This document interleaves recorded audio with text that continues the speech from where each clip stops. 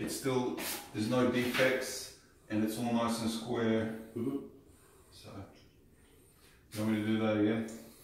I heard it. I didn't hear it. The camera didn't hear it. It's not live, but it is rolling. But yeah, I heard you say not doing the 3 ways all at once. Okay. If you can and you have the opportunity, do your 3 ways the day before, like I've done, so that the next day you've got a chance to come back, square out your defects, so that you've got a perfect 3-way angle, and then you're just skim out your blade marks, and then that way, even if the sander doesn't get it perfect, it's almost spot on even before the sander even touches it. Yep. So when it comes to painting stage, you don't have to do any prep or pre-paint. Yep, so normally your 3 ways aren't perfect when you first run over them. You can't get a perfect 3-way with this tool. Yeah. So because you glaze one end, but then you got to push the next one in. Yeah. And you chop back into the other side. Yeah, I know. Yeah. So with doing that overnight, I thought it was just me. No, it's not.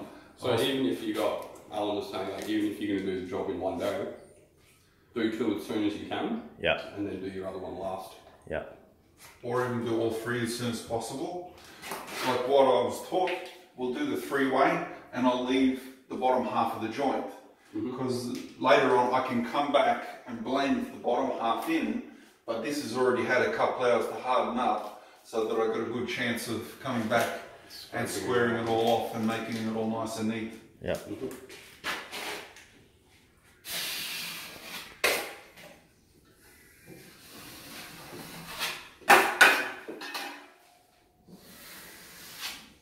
It's always the tool.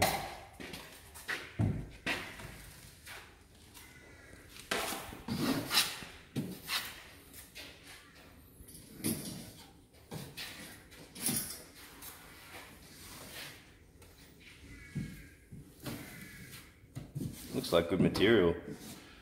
Real fluffy and... It is. It is. I find it good value for money, and it does everything I want it to do. Yeah.